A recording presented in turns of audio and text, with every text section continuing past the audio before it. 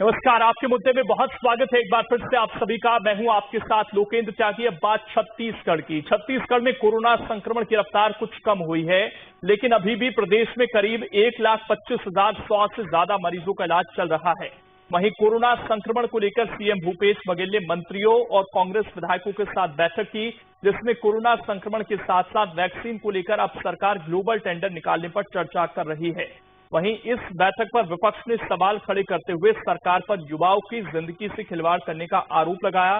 तो कोरोना काल में कोरोना की घटती रफ्तार और वैक्सीनेशन पर हो रही राजनीति पर विस्तार से करेंगे चर्चा, लेकिन उससे पहले आज की रिपोर्ट आपको दिखाते हैं।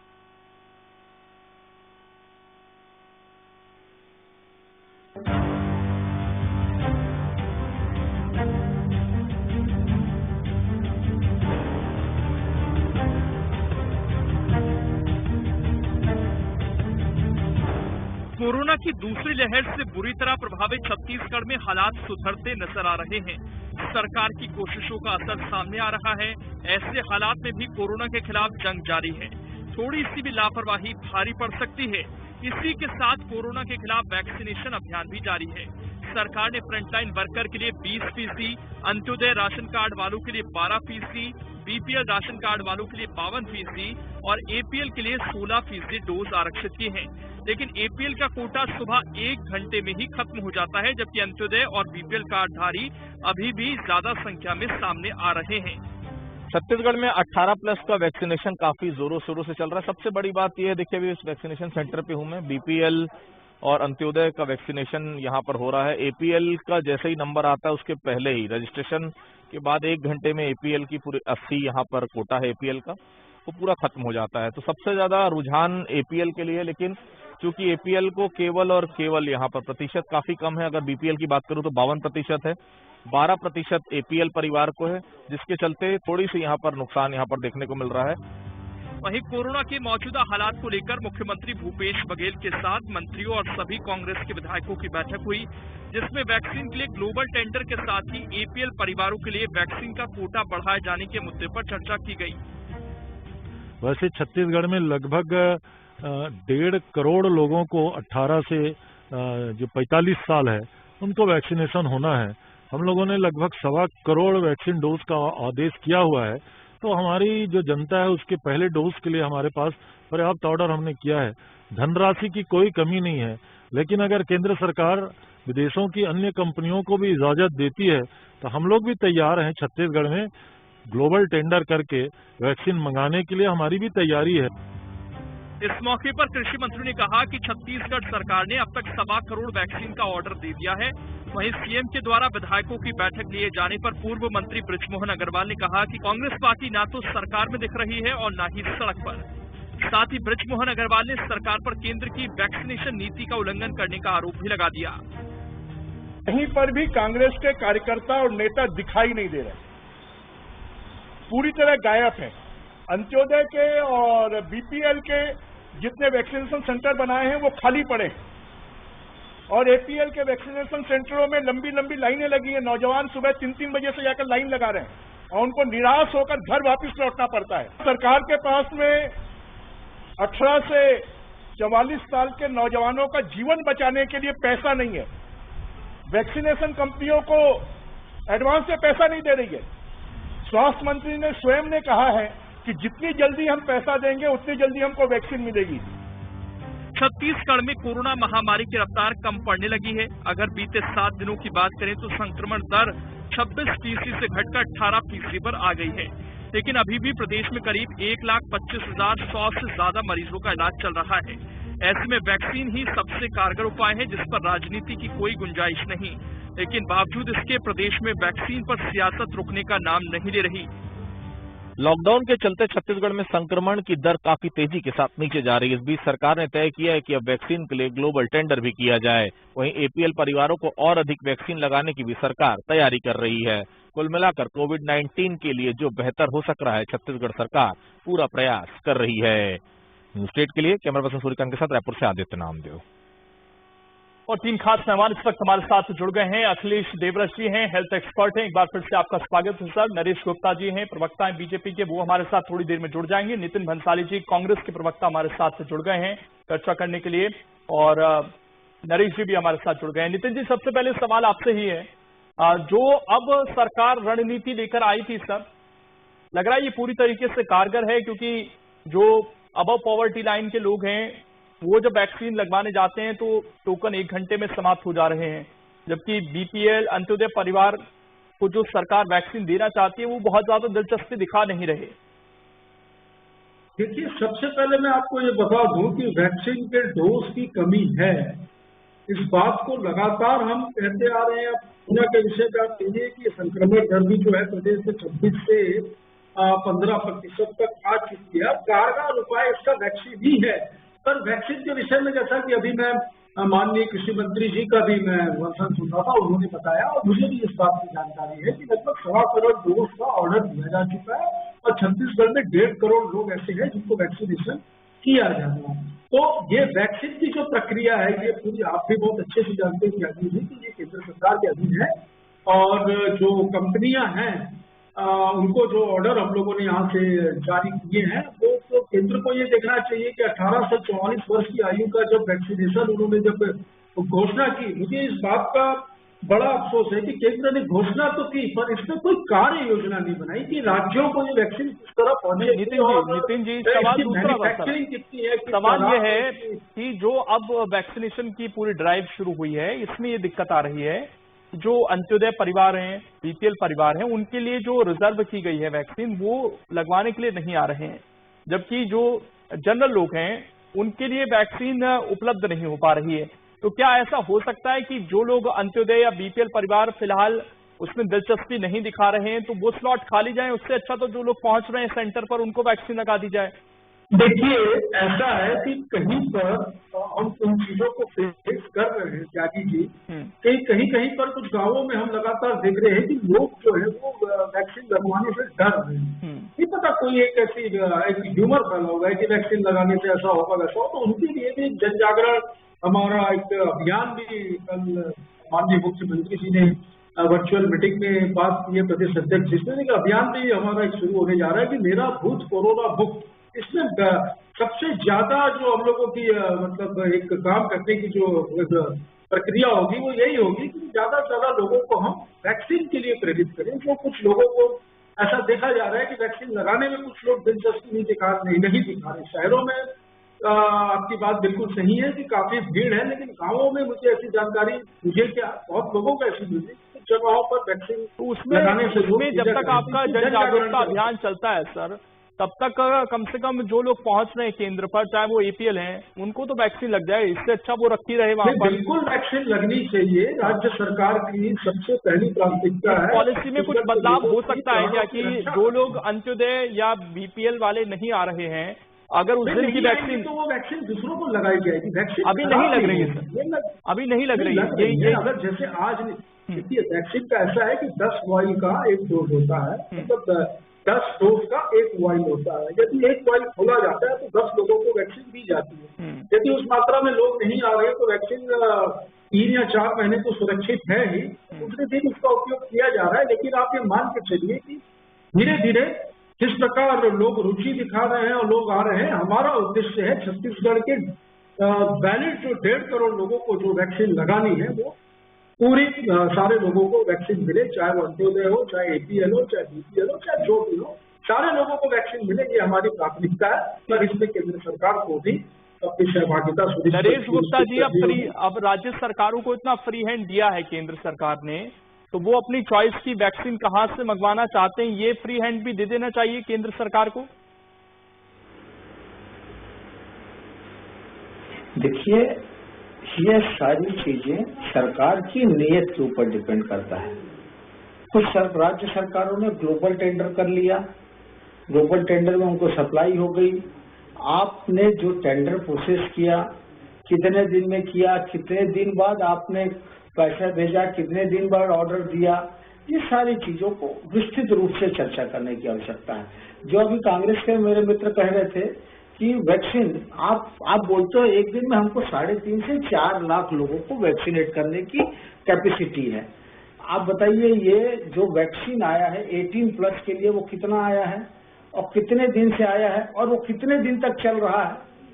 तो आप देखिए, आप ऐसा जैसा सेगमेंट वाइज बांट दिए ना, अंत्योदय, बीपीएल, तो वो जो वैक्सीन पड़ा हुआ है, आप प्रोक्योरमेंट की स्पीड बढ़ाइए, आप खरीद की प्रोसेस को पूरा करके स्पीड बढ़ाइए, लेकिन जो आज आपके पास वैक्सीन है उसको तुरंत कंज्यूम करिए।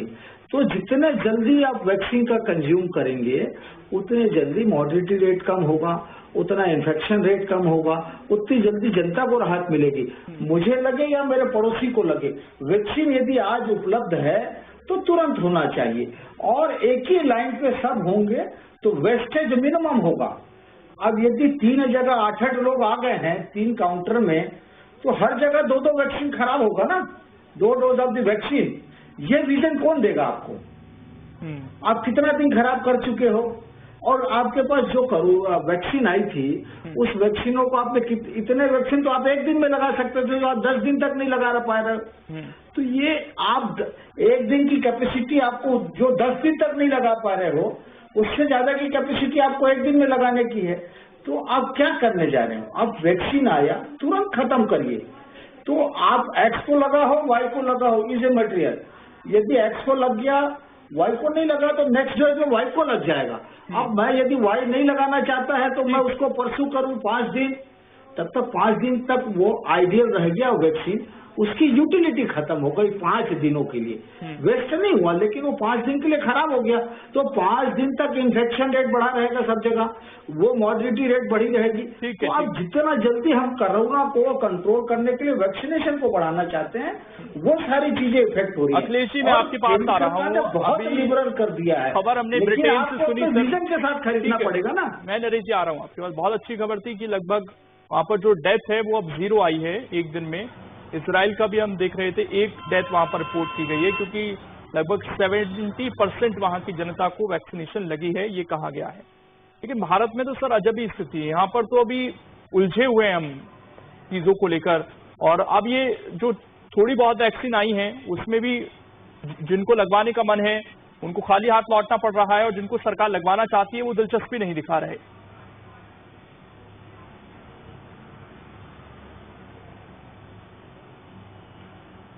सर, लोकेश जी आपकी बात बिल्कुल सही है। प्रॉब्लम ये है कि अपनी जनता जागरूक नहीं है, और पता नहीं क्यों ऐसा एक फैल गया है, भ्रांति फैल गई है कि वैक्सीन लगाने से ही कोरोना हो जा रहा है। मतलब रोज के करीब मैं 10-20 पेशेंट ऐसे देखता हूं जो कि बोलते सर हम तो वैक्सीन नहीं लगाएंगे, उसी से कोरोना हो रहा है। तो ये जागरूकता अभियान चलाना, जो मेरा बूथ कोरोना मुक्त वाला जो जागरूकता अभियान है, ये बहुत अच्छा एक स्टेप है लोगों के प्रति जागरूकता देने का। हैविंग सेड दैट, मुझे ये भी कहना जरूरी है कि जो जागरूकता है वो शहरों से गांव की तरफ बढ़ती है। मतलब लोग बाग पहले शहर को फॉलो करते हैं कि हाँ शहर में वैक्सीन लगा है, चलिए गांव में भी लगाते हैं। तो एक फॉलोइंग ट्रेंड होता है।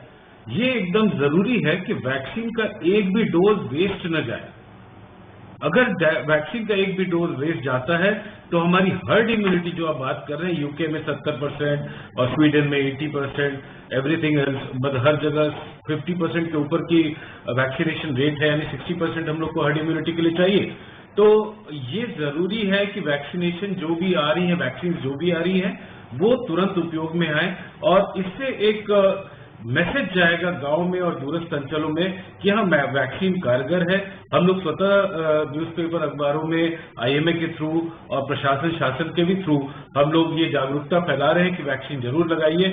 मुझे लगता है इस वैक्सीनेशन के ट्रेंड में अब तेजी आएगी अगले 2 से 4 दिन में, क्योंकि जनता थोड़ी थोड़ी जागरूक हो रही है। अच्छी बात यह है कि अब पॉजिटिविटी दर जो है 18% से ऑलमोस्ट नीचे आ गई है, डेथ का रेट भी अब कम आते जा रहा है। तो we are almost on the slope of the second wave and we have to be prepared for the third wave. उसके लिए वैक्सीन सबसे ज्यादा कारगर उपाय है। ऑक्सीजन प्लांट्स और इलेक्ट्रिक शवदाह गृह पे मैं वापस जोर देना चाहूंगा कि ये 3 चीजें बहुत जरूरी हैं थर्ड वेव की प्लानिंग में। ठीक है नितिन जी, क्योंकि छत्तीसगढ़ सरकार अभी भी केंद्र की तरफ देख रही है, जबकि 4-5 राज्य ऐसे हैं जो ऑलरेडी ग्लोबल टेंडर की तरफ आगे बढ़ गए हैं, तो आप लोग अभी क्या चाहते हैं? ग्लोबल टेंडर करना चाहते हैं या केंद्र सरकार से कुछ रियायत चाहते हैं? इसको लेकर क्योंकि नरेश गुप्ता जी ने कहा कि आपकी नीयत साफ नहीं है इस पूरे मामले को लेकर। इन्होंने किया क्या नरेश गुप्ता जी और इनकी पार्टी ने? पहले तो मुझे ये समझ में नहीं आता, सिर्फ बयानबाजी और ट्विटर तक ये सीमित है। मुझे इस विषय में कुछ नहीं बोलना, मैं हाथ जोड़कर कहूंगा कि इस विषय पर मैं राजनीति नहीं करूंगा, मैं काम की बात करूंगा। दवाइयों पे, कोरोना से संबंधित दवाइयों पे, उपकरणों पे, वैक्सीन पे तो जीएसटी की एक बड़ी राशि फूकी जा रही है। मैं तो ये भी मांग करूंगा कि जीएसटी मुक्त किया जाए इन चीजों को। दूसरी बात, वैक्सीन के ग्लोबल टेंडर की जो आपने बात की, निश्चित तौर पर सरकार उस पर भी विचार कर रही है और ग्लोबल टेंडर भी जारी किया जाएगा। हमारी पूरी कोशिश नहीं पर पूरा ये प्रयास नहीं पर पूरी ये हमारी जिम्मेदारी है कि छत्तीसगढ़ के एक एक युवा को वैक्सीन लगे। छत्तीसगढ़ के युवाओं की, छत्तीसगढ़ की जनता की, छत्तीसगढ़ के लोगों की स्वास्थ्य की, उनकी जान की रक्षा करना सरकार का पहला कर्तव्य है, जिसे तो हम बिल्कुल अपने संपूर्ण ताकत से हम हमारा प्रयास कर रहे हैं और हम सफल भी हैं। जिस प्रकार आप देखिए संक्रमण की दर भी कम हुई है, मृत्यु दर भी कम हुई है और हम लगातार कोरोना स्थिति में राजनीति न करते हुए भारतीय जनता पार्टी के नेताओं को भी ये सोचना चाहिए कि वैक्सीनेशन के मामले पर, वैक्सीन के मामले पर, आपूर्ति के मामले पर, यहाँ पर आप देखिए 9 सांसदों को जिताकर महामारी को हम परास्त करके छत्तीसगढ़ की जनता ने दिल्ली भेजा है। 2 राज्यसभा 2 या 3 राज्यसभा सांसद भी हैं बीजेपी के, पूर्व मुख्यमंत्री भी है, तो इनको भी इस विषय में सोचना चाहिए। खाली पूरी बयानबाजी, ट्विटर और डिबेट में बैठकर बात नहीं करनी चाहिए इस विषय पर। लेकिन केंद्र पर भी, ये कहना है मंत्रालय पर भी और मोदी जी पर भी इसमें दबाव। नितिन भंसाली जी, उनका ये कहना है कि पहले हम देश में ऑर्डर करने में देरी कर गए, उसके बाद ऐसा ना हो कि अंतर्राष्ट्रीय स्तर पर भी हम पिछड़ जाएं। बिल्कुल हम नहीं पिछड़ेंगे। हमने देखिए पिछड़े तो ये हैं, जब शुरुआत में तो ये चीज थी ही नहीं कि आप सीधा वहां से खरीदें। सारे नियम इन्होंने ही बनाया, पहले 60 वर्ष के ऊपर के नियम भी इन्होंने बनाए, फिर 45 के ऊपर के नियम भी इन्होंने बनाए, सारे नियम तो इन्होंने बनाए। हम तो उनके नियमों को फॉलो करते जा रहे थे। नियमों को फॉलो करते करते फिर इन्होंने कहा कि राज्य सरकार सीधा खरीदी करे और ये सब, तो हम उस पर काम करना है। जब हम लोगों ने 30-30 लाख वैक्सीन के डोजों की मांग की, तब हमको 3, 3.5 और 4 लाख वैक्सीन के डोज भेजे गए। तो इस विषय पर राजनीति नहीं होनी चाहिए और मैं जैसा कहूंगा कि भारतीय जनता पार्टी के नेताओं को भी, सांसदों को भी, राज्यसभा सदस्यों को भी और पूर्व मुख्यमंत्रियों को। नरेश गुप्ता जी कुछ कहना चाहते हैं, जल्दी से नरेश गुप्ता जी। छत्तीसगढ़ की जनता के विषय में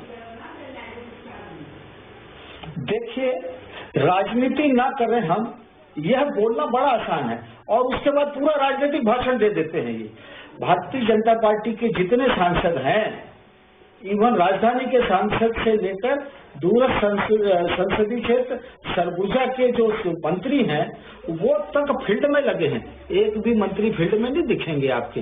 ये जो यूथ का वैक्सीनेशन सेंटर है ना, वो यूथ कांग्रेस के लोगों को वैक्सीन लगाने का अड्डा बन गया है। आप कल्पना करिए, जो परसों जिन लोगों ने वैक्सीन लगा के आए हैं, उनको वैक्सीनेशन का कंफर्मेशन नहीं आया है। आप क्या मजाक करने जा रहे हो? ये सिस्टम फेल है। जो आज से 48 घंटे पहले वैक्सीन लगाया, वो वैक्सीन लगने का कंफर्मेशन इसको अभी तक नहीं मिला है, तो उसको वैक्सीन लगा दिए कि और क्या कर दिए बाबा? इसको मैं कैसे समझेगा कोई आदमी? आप ट्रस्ट खत्म कर रहे हो। मैं आगे कुछ नहीं बोलना चाहूंगा इस पर। और यूथ कांग्रेस के लोगों ने जो परसों तांडव किया रायपुर में, और एक विधायक और जो पार्लियामेंट्री सेक्रेटरी हैं, उनका जो तांडव हुआ, ये तो हॉरिबल है। उस पर कमेंट करो तो मैं राजनीति कर रहा हूँ। मेरे सांसद दफ्तर भटक के काम कर रहे हैं, वो इनको नहीं दिखता। इनके जो विधायक हैं, मंत्री हैं और जो विभाग प्रभारी जिले के मंत्री हैं, प्रभारी सचिव हैं, एक दिन भी दौरा नहीं करते हैं, एक दिन भी बैठकें नहीं करते हैं अपने क्षेत्रों में जाकर। लेकिन बयान देना ये बहुत अच्छा है, बिल्कुल अच्छा है। ये बयान देंगे सिर्फ, और बयान देना चाहते हैं लोग। मैं ठीक है अखिलेश जी, मैं आपके पास आ रहा हूँ। अभी जो हम समस्या देख रहे हैं, वो दौरे करेंगे। ठीक सर, मैं आ रहा हूँ। बाजार जाएंगे, रायपुर के सांसद, बिलासपुर के सांसद सारे अपने क्षेत्रों में घूम रहे हैं। नरेश गुप्ता जी, मैं आ रहा हूँ सर। मंत्री की है वही स्थिति कांग्रेस के कांकेर के सांसद की मांगा गया कि छत्तीसगढ़ को इतने वैक्सीन के डोज उपलब्ध करवाइए। देखिए, आपके सांसद भूपेश बघेल जी के छत्तीसगढ़ के केजरीवाल के कहने पर कुछ नहीं करने वाले हैं। इनको ध्यान रखें नितिन जी, भारतीय जनता पार्टी का सांसद जो राज्य में होगा वही करेगा, प्रदेश के हित में होगा वही करेगा। छत्तीसगढ़ के केजरीवाल से हम गाइडेंस नहीं लेंगे, छत्तीसगढ़ के केजरीवाल से हम गाइडेंस नहीं लेंगे। जो प्रदेश की जनता को वैक्सीनेशन में भी रिजर्वेशन डालकर समाज को विभक्त करना चाहते हैं इस आपदा के समय में। ठीक है, मैं अखिलेश जी आपके पास आ रहा हूँ सर। यहाँ पे ठीक है अखिलेश जी, ये जो सरकार छत्तीसगढ़ सरकार स्ट्रेटेजी लेकर आई, पहले इन्होंने कोशिश की कि अंत्योदय परिवारों तक हम पहुंचेंगे, उसके बाद कोर्ट में ये पूरा मामला चला गया। अब जिस तरीके से कैपिंग की सरकार ने कि हम इसको बांट देते हैं, ये फैसला आपको क्या ठीक लगता है?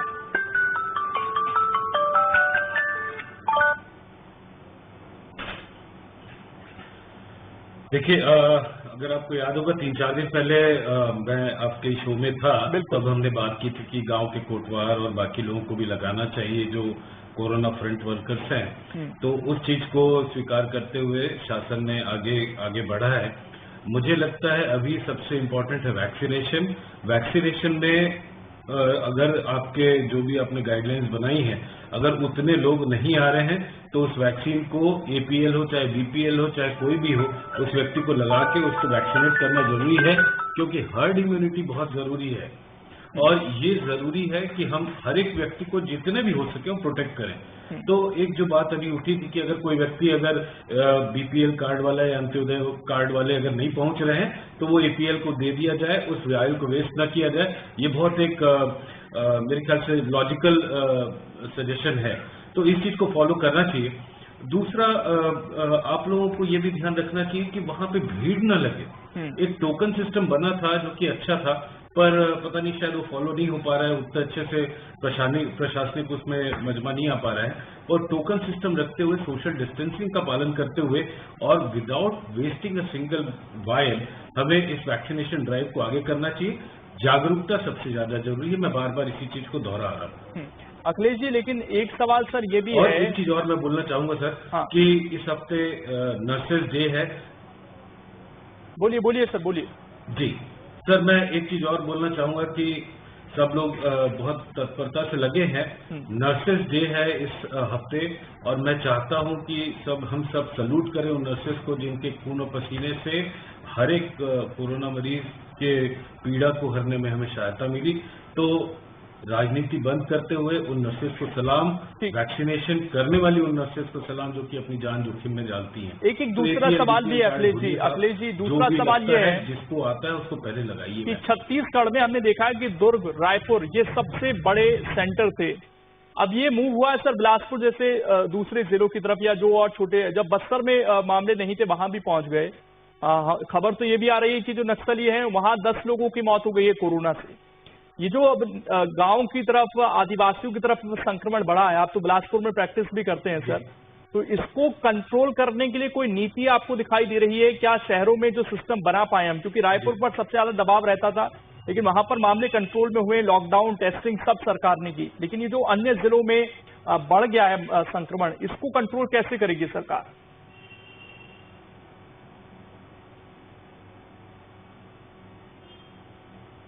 सर ये तो देखिए एक चेन रिएक्शन है, ये तो जाना ही था। लोग बाग जो प्रवास करके आए और गांव में गए, उनमें से भी कुछ लोग संक्रमित हुए, तो ये तो होना पॉसिबल था ही। अभी वैक्सीनेशन गांव में एक अच्छी स्ट्रैटेजी हो सकती है जिससे कि हम संक्रमण को वहां पे रोक सकें। आइसोलेशन सेंटर्स बनाना बहुत जरूरी है।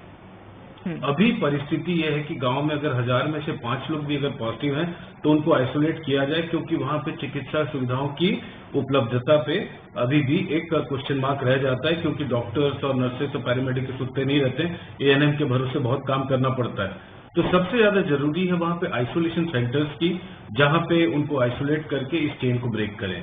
वैक्सीनेशन जरूर अच्छा हो रहा है और वैक्सीनेशन धीरे धीरे परकोलेट करेगा, पर आइसोलेशन सेंटर्स को मजबूत करना ही एक तरीके से अभी छोटे जिलों को बचाने का एक तरीका हो सकता है।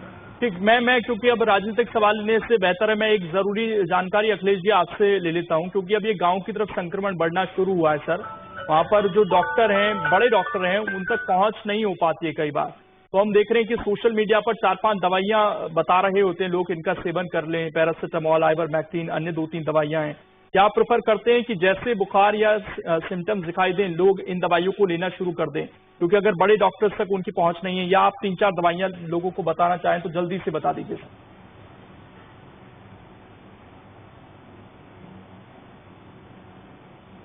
देखिए, सबसे पहले तो आप अपने लक्षणों को पहचानें कि लक्षण क्या हो सकते हैं। इस बार के कोरोना के लक्षण बुखार आना, हल्का बुखार आना, लूज मोशन होना, जनरलाइज वीकनेस और बॉडी एक है। अगर इनमें से आपको एक दो लक्षण प्राप्त हो रहे हैं, आपको लग रहा है कि ऐसे लक्षण आप में हैं, तो आप मान के चलिए कि आपको कोरोना संक्रमण की संभावना बहुत अधिक है। तो इस परिस्थिति में जो सरकार के द्वारा जो कोरोना गाइडलाइन दी गई है, उसमें जिंक और विटामिन सी की मात्रा पर्याप्त मात्रा में ले। जो जिंक की गोलियां उपलब्ध एएनएम के पास हैं, पैरासिटामोल और अपना जो नॉर्मल आइवरमेक्टिन की गोली है, ये 3 चीज प्रिस्क्राइबेबल है।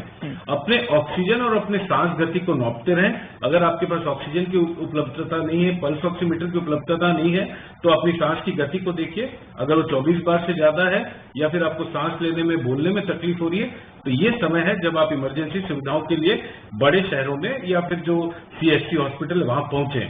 तो आप सामान्य जो दवाइयां उपलब्ध हैं उसका आप उपयोग कर सकते हैं, उसमें कोई मतलब दिक्कत नहीं आनी चाहिए।